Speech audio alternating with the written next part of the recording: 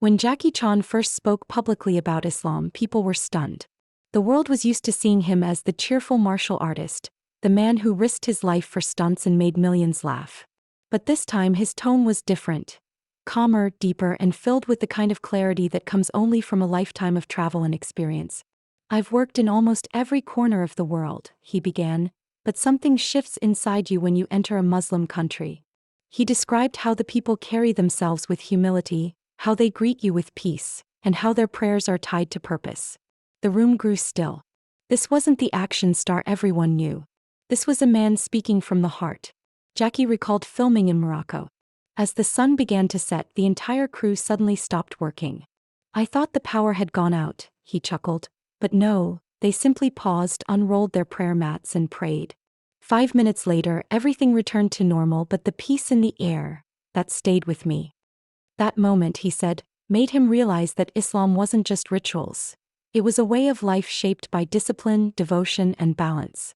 In a world losing its grounding, he said, these people found stability, not in wealth or fame but in their faith.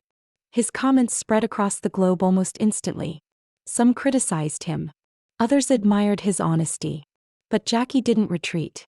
"I've worked in Hollywood for years," he said later. "People chase freedom by drowning themselves in excess. But in Islam, I saw people gaining freedom by controlling themselves. That's real power." He predicted a time when the West would look toward the East not for entertainment or culture, but for clarity. "Mark my words," he told them, "Islam will one day be recognized as a guide, not something foreign or feared." Those words circulated online like wildfire. They were translated, printed, debated, embraced, and even resisted. But the message had already taken root. Jackie clarified repeatedly. He wasn't promoting conversion. He was appreciating connection. "When I meet Muslims, I see people who wake up grateful. They wash before prayer not just to clean their bodies but to clear their minds. That's something our modern world has forgotten." He remembered visiting a mosque in Indonesia. A young boy offered him dates and water. "He had no idea who I was," Jackie smiled. He wasn't serving a celebrity, he was serving a guest. That's Islam. Giving without expecting. During an interview in Dubai, he revealed something even more profound. "Fame made me proud. But faith, even faith that isn't mine, teaches humility." He had observed that Muslim families held a strength that many modern societies had lost. Unity, responsibility, respect for elders. "That's not backwardness," he said. "That's civilization." Then he added softly, "I'm not Muslim, but I've watched Muslims live with values many of us only talk about. And people today are starving for meaning. That's why Islam continues to grow." That line exploded across social media. But his most powerful statement came later. "I believe that within the next 50 years, Islam won't just be discussed. It will guide the world morally.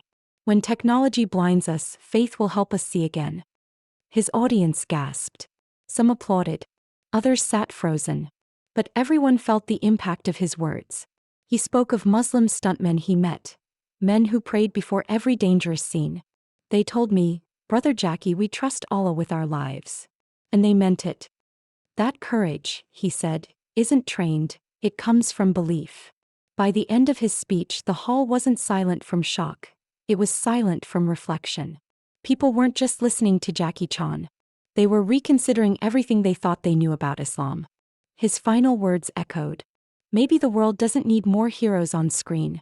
Maybe it needs more people of action guided by faith." His speech became a global ripple. Mosques quoted him. Youth centers used his lines as motivation. Even non-Muslims found comfort in the reminder that strength and spirituality can live side by side. When asked later about the controversy, he simply smiled. "I didn't say anything new," he said. "I just said what my heart saw." And that is why his words resonated.